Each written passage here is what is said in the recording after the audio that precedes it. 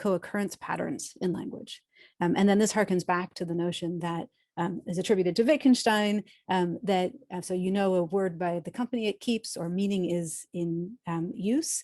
But the point is that use isn't just textual distribution. Use is actually use in situated, contextualized, communicative intent. And so as we use words and as they come to change meaning, and I think Anne's point about being careful about things like know and understand and intend is one of those. I think that there's a general sense of these words that have to do with modeling very closely what humans do. And then sometimes people working on, let's say, language modeling for NLU or other tasks within AI, use them in a specific way to refer to states of machines that are not directly analogous to what's going on with people. And when you have conversations where not all parties have agreed on what that other meaning is, it can go off the rails pretty quickly. And I think we have to be coming back around to this question of policy and incentives and things like that, because our field is now so much in the limelight, because the media likes to talk to us, because people are interested. We have to be careful to use language in a way that is legible outside of our technical context, even when we think we might only be in a technical context. Well, hello, my friends. I was reading a very interesting article from the Baffler, a magazine that I subscribe to, online magazine. And it's called Sentience and Sensibility. And the author is Megan O'Geblin. And it's about this AI stuff like chatbots and so on. So we're getting a lot of this nowadays, right? You get, AI that can make a picture for you, AI that can write text for you. You put in parameters and it'll write your school paper or whatever. Obviously, voice recognition and text recognition, text to voice, voice to text, all that kind of stuff. These applications and algorithms, this technology works with huge data sets. Basically, the one that they're talking about here is LaMDA. So that's an interesting thing. What does LaMDA mean anyway, as a word? Let me look it up.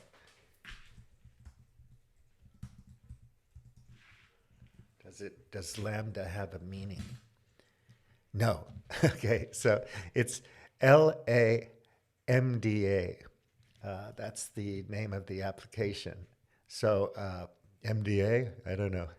That's exciting. LA or la la la. It could be LaMDA, which could be fun for a night out on the town. But anyway, LaMDA, I'll just call it LaMDA, is a Google product.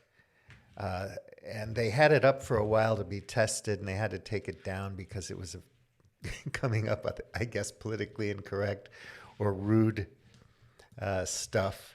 So they took it down, and they're going to train it a little bit more and then put it out there. There's a number of these things on the internet that you can play with, and they're kind of fun.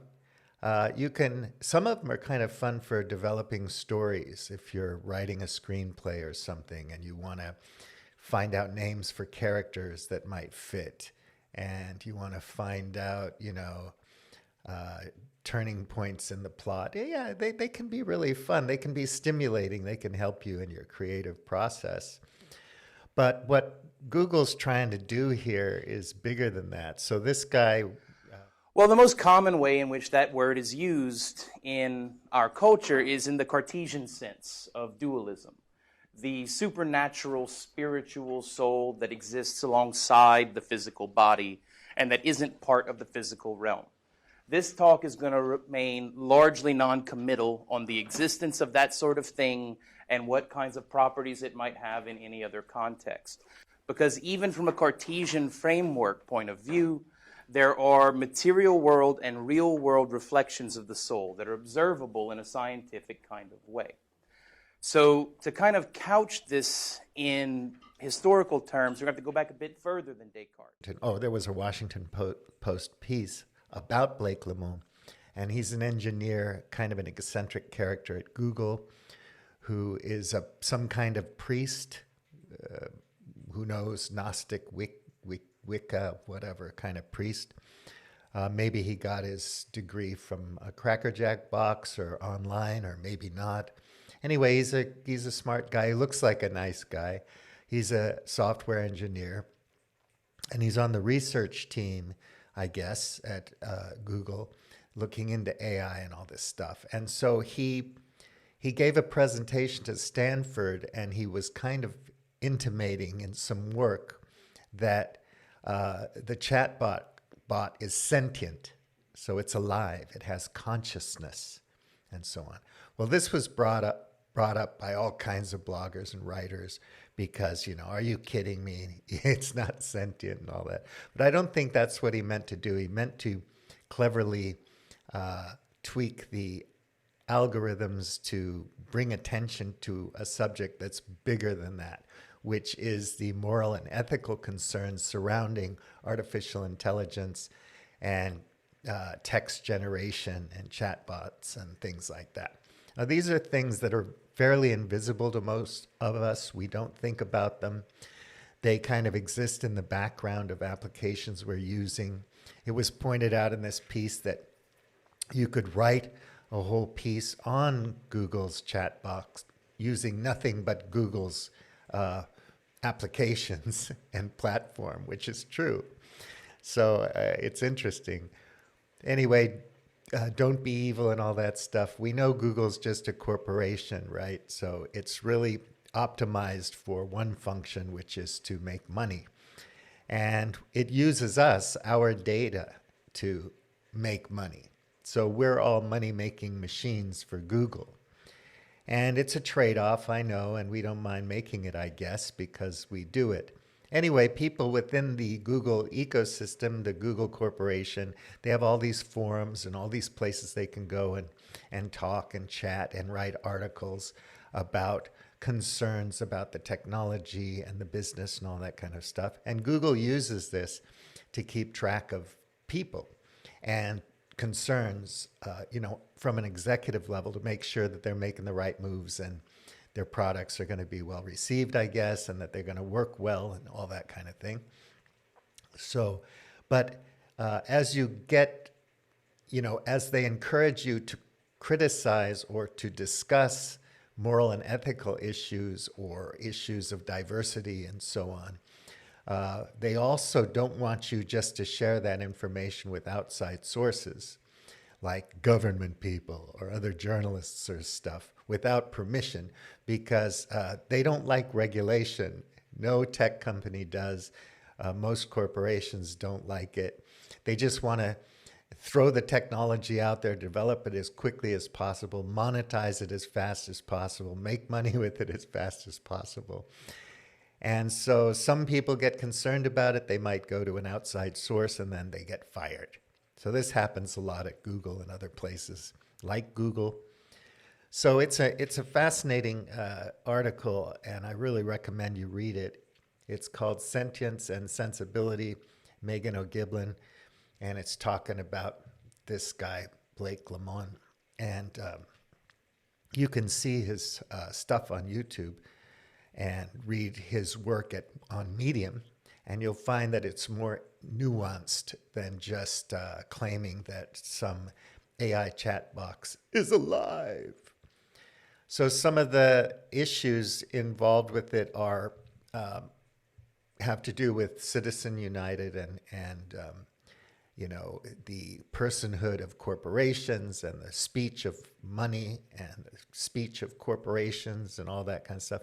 A chat bot that's really, really good, that's gone through trillions and trillions of words, something that would take a normal person from, it said in the article, from the Bronze Age till now, if you were doing it 24/7, and you'd still be working on it, but it just ingests all this stuff and it can spew it out. And instead of a search engine, they want to become an oracle. So just for fun, let's look at the definition of oracle. Okay, a person such as a priestess of ancient Greece through whom a deity is believed to speak.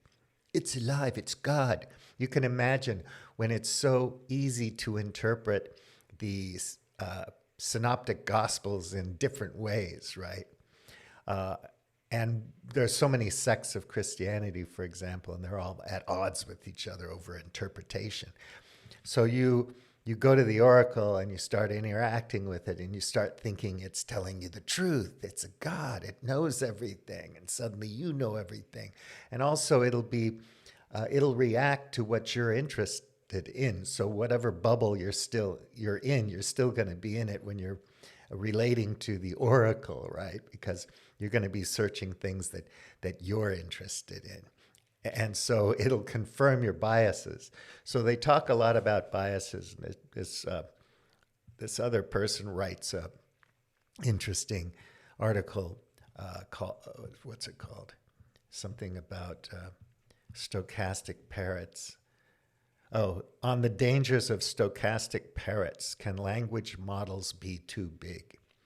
So there's a lot of things. It says AI principles may appear to have communicative intent, but without accountability, they amount to little more than cascading lists of words. As one legal scholar puts it, without any explicit link to mechanisms, law-based or other, to govern their uptake or breach. So, nothing's, it's just there. People are going to do with it as they want. So they're concerned about hate speech and bias and things like that. So ethics and values are what we expect from our fellow humans. Regulation is a safeguard levied against machines. Well, it's levied against machines, but also systems and mechanisms that human beings produce and manage for whatever reasons. And so, safety regulations, for example, and so on. These things all have a context. So all freely available criticism of Google adds up to so many empty words in an information economy wherein money is the only truly valuable form of speech. It was Justice Stevens who pointed out that all the arguments in favor of Citizens United amounted to the belief that there was no such thing as too much speech. And then Justice Scalia was arguing with him about that. So Scalia's assumption is, you got all this information out there. You can find out who's conning you. You just go in and do your own research, But how much time do we have, or do we want to put into doing our own research to find out if some politician is a fraud or a huckster, or if QAnon is true or not? And then where do we do that research?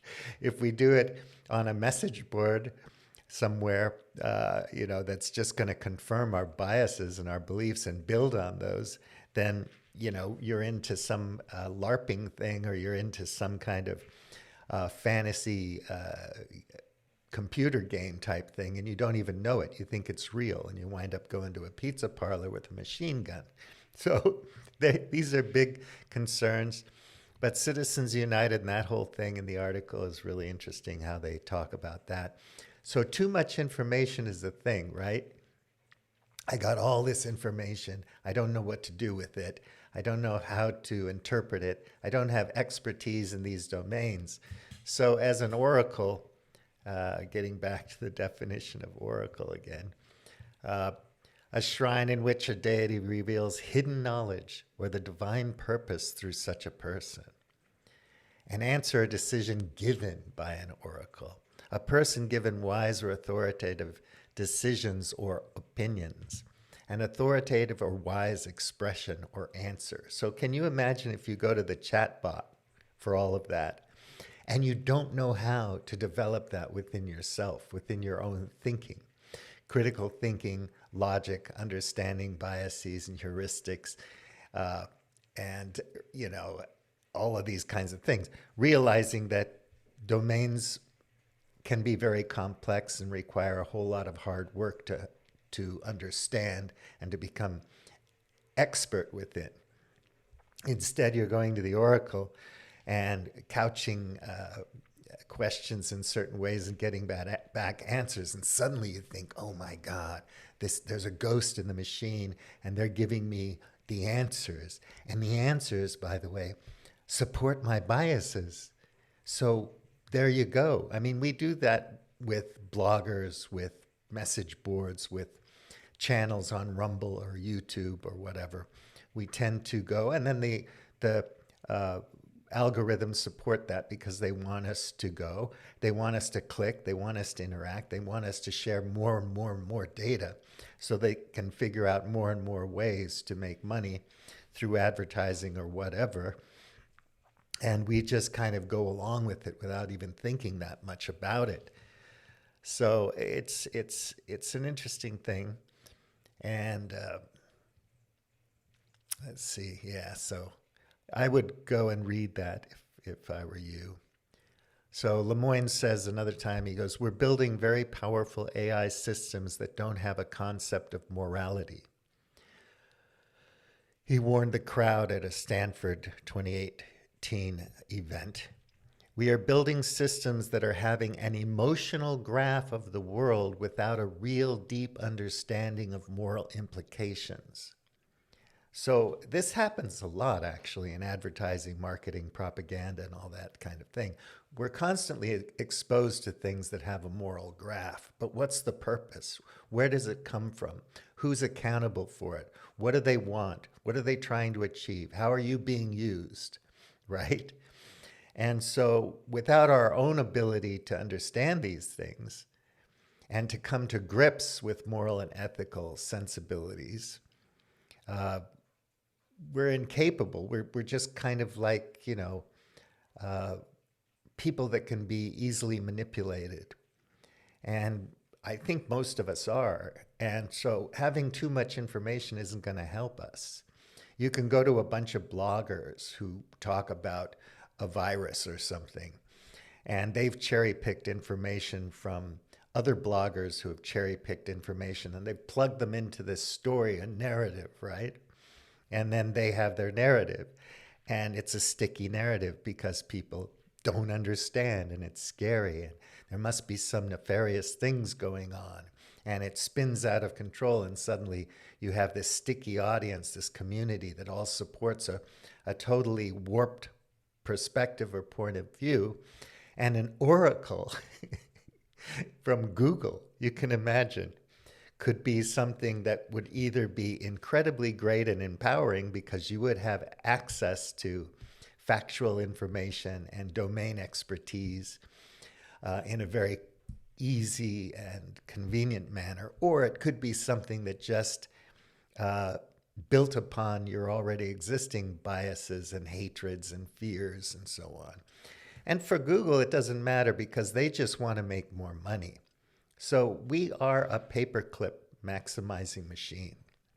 It mentions that also in the article. I always go on about that because the more energy we have, the more potential we have, resources we have, the more we're going to make stuff to sell people, because that's the model of economy that we all live with. It's about gross domestic product and economic growth.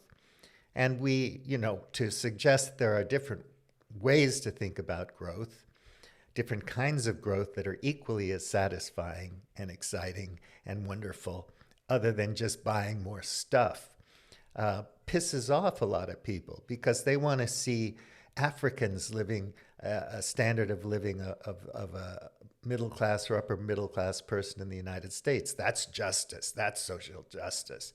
If all the Indian people and the Pakistanis and Indonesians and Thai people and Filipinos and everybody, without thinking about the carrying capacity of the earth or the life cycle of materials and so on, energy requirements and whatnot, there's a problem there because we live in a finite world.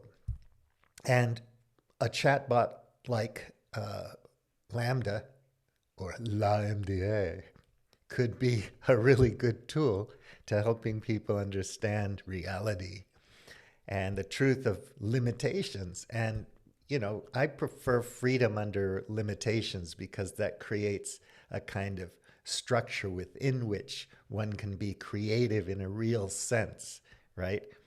So everything has limitations, right?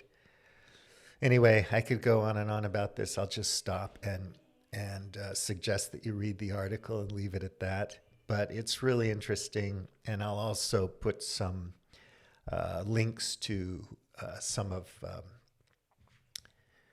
Blake's stuff, Lamoine, and to the article about the stochastic parrots and whatnot. But think about this stuff, because it's not good to just sit back and let this stuff happen. Genies are being let out of the bottle. Some of them will probably amount to a whole lot of good in the long run, and some of them might just crash the whole civilization if they're not wisely and carefully developed and, let out into the world to do their functions, whatever they are. And not enough of us think about this stuff, and it's important.